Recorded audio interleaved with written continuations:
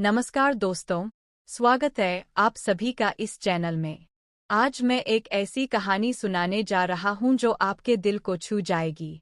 मैं वादा करता हूं कि इस कहानी को सुनकर आपका दिल नहीं दुखेगा। आप इस कहानी को पूरा जरूर सुनिएगा और उसके बाद ही कमेंट कीजिएगा और लाइक कीजिएगा। तो चलिए कहानी को शुरू करते हैं।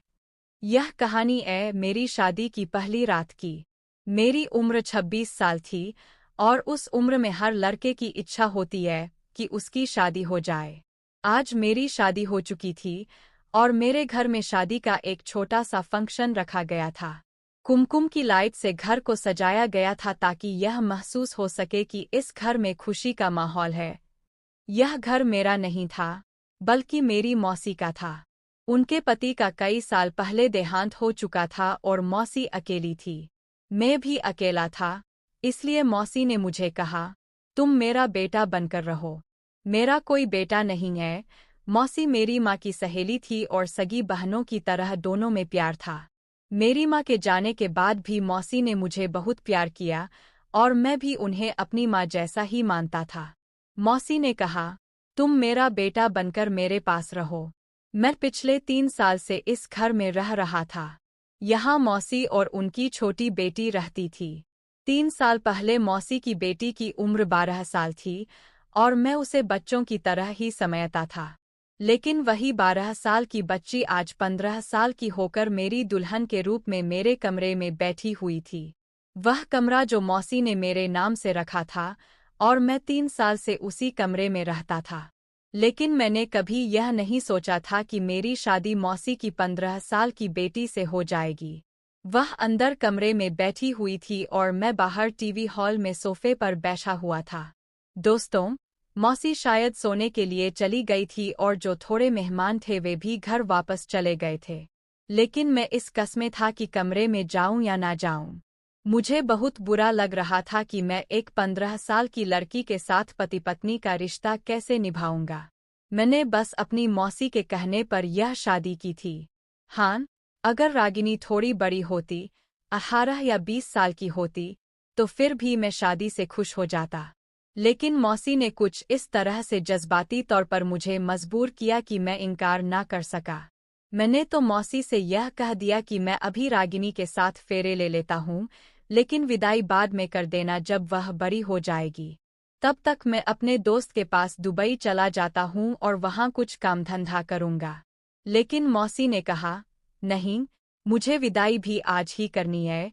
मुझे विदाई वाली बात समझ नहीं आई। असल में तो हम एक ही घर में रहते थे। विदाई से पहले मेरा मतलब यह था कि हम पति पत्नी वाला रिश्ता अभी नहीं बनाएंगे। जब रागिनी बड़ी हो जाएगी, तब करेंगे। मुझे यह सब सोचकर उदासी हो रही थी। मौसी ने मेरी शादी करवा दी, लेकिन अगर बात पुलिस तक पहुंच जाती तो पुलिस हमारे घर आ जाती क्योंकि यह कानूनी जुर्म था। मैं कमरे में जाने का निर्णय नहीं कर पा रहा था। तभी मौसी का दरवाज़ा खुला और वे बाहर आ गईं। उन्होंने मुझसे कहा, तुम अभी तक अपनी दुल्हन के पास नहीं गए हो। वह तुम्हारा इंतज़ार कर रही है। मौसी की बात सुनकर मुझे अजीब लगा। मुझे कहना पड़ा, मौसी, मेरी तबीयत ठीक नहीं है। लेकिन मौसी ने कहा, कोई बहाना नहीं चलेगा। तुम्हें अपनी दुल्हन के पास जाना ही होगा। मैंने बड़े अरमानों से अपनी बेटी की शादी तुमसे की है। मैं मौसी की बात पर हैरान हो गया। उनकी जिद देखकर मुझे वहां से उठना पड़ा और रागिनी के पास जाना पड़ा।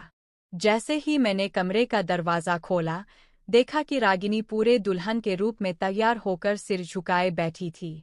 मुझे उसे देखकर बहुत दुख हुआ।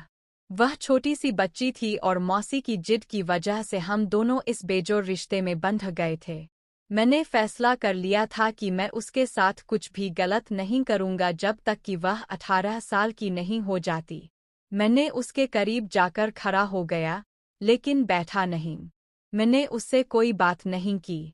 वह सिर झुकाए बैठी थी। वह इस समय इतनी हसीन लग रही थी कि मैं उसके हुस्न को शब्दों में बयान नहीं कर सकता था। उसकी उम्र 15 साल थी, लेकिन उसका मेकअप कुछ इस तरह से किया गया था कि वह अपनी उम्र से बड़ी लग रही थी। लेकिन मेकअप से क्या होता है, वह तो इतनी बड़ी नहीं थी ना। वह छोटी ही थी और मैं कैसे उसके साथ कोई रिश्ता बना सकता था। मैंने खामोशी से तकिया उठाया और सामने सोफे पर जाकर सोने लगा।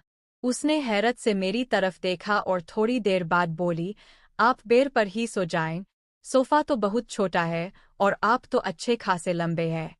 आपको सोने में परेशानी होगी। उसकी बात सुनकर मैं हैरान रह गया कि वह छोटी सी थी लेकिन बात उसने बड़ों जैसी कर दी थी। मुझे लगा कि वह मेरे करीब आने से घबरा जाएगी, इसलिए मैंने सोफे पर सोने का फैसला किया था। लेकिन जब वह खुद कह रही थी कि उसे किसी तरह का कोई डर नहीं है, तो फिर मुझे भी आराम की जरूरत थी। मैंने तकिया वापस अपनी जगह पर रखा और आंखें बंद करके लेट गया। मेरी आंखें बंद थी, लेकिन मेरा दिमाग जगा हुआ था। मैंने महसूस किया कि रागिनी अभी तक बैठी हुई है।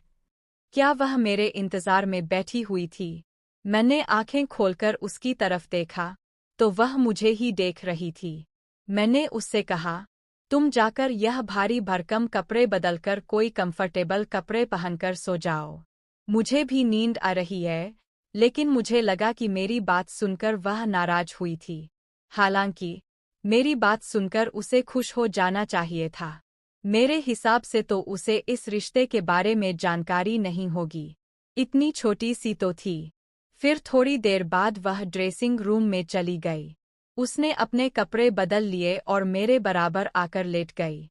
मैंने उठकर लाइट ऑफ कर दी, लेकिन सोते समय मुझे महसूस हो रहा था कि वह बार-बार सरक कर नींद में मेरी तरफ आ रही है। मैं बार-बार उसे फिर से उसकी जगह पर आराम से धकेल देता, लेकिन वह फिर से सरक कर मेरे करीब आ जाती। वह शायद नींद में थी या उसे ज्यादा नींद में इधर-उधर करवट बदलने की आदत थी। वह तो नींद में यह हरकत कर रही थी, लेकिन मैं तो जाग रहा था। उसकी हरकतें मेरे जज्बातों को भी जगा रही थी। एक बार तो वह मेरे इतने करीब हो गई कि मेरे दिल की धड़कनों में शोर मच गया। मेरी सांसें तेज हो गई थी। मेरे सामने एक लड़की थी, वह भी मेरी पत्नी थी और मैं उस पर पूरा हक रखता था। लेकिन मैंने खुद पर काबू किया और उसे दूर कर दिया। मैं जानता था कि इतनी छोटी सी बच्ची के साथ इस तरह का रिश्ता बनाना कानूनी जुर्म भी था। कल को अगर पुलिस को इस शादी की खबर हो जाती, तो रागिनी के मेडिकल चेकअप के बाद मुझे सजा जरूर होती। इसलिए मैंने बेहतर यही समझा कि मैं उससे दूर ही रहूं। मैंने रागिनी को खुद से अलग किया और दूसरी तरफ करवट बदल ली। सारी रात मैं बेचैन ही रहा। सुबह जब मेरी आँख खुली, तो बहुत देर से खुली थी। मैंने देखा कि रागिनी अभी तक सो रही है। मैं आराम से उठकर खड़ा हुआ और घर से बाहर निकल गया। सारा दिन मैं नौकरी की तलाश में रहा, लेकिन मन में बेचैनी थी। रागिनी को लेकर मैं कैसे उसके साथ इतने साल एक ही कमरे में गुजार सकता हूँ। मैंने सोचा कि मैं रागिनी की माँ से कहूँगा कि हमारा कमरा अलग अलग कर दे जब तक कि वह 18 साल की नहीं होती। रागिनी एक ऊंचे लंबे कद की लड़की थी और बेहद खूबसूरत थी। वह 15 साल की लड़की नहीं लगती थी, 17 साल की लगती थी। खूबसूरत इतनी थी कि किसी गुड़िया की तरह लगती थी। दोस्तों, कहानी अभी जारी है और आगे की कहानी भी सुनाऊंगा। उम्मीद करता हूँ कि आपको अब तक की कहानी पसंद आई होगी। अगर हाँ, तो कृपया कमेंट और लाइक जरूर करें। और हमारे चैनल को सब्सक्राइब भी करें ताकि आगे की कहानी आप मिस ना करें। धन्यवाद।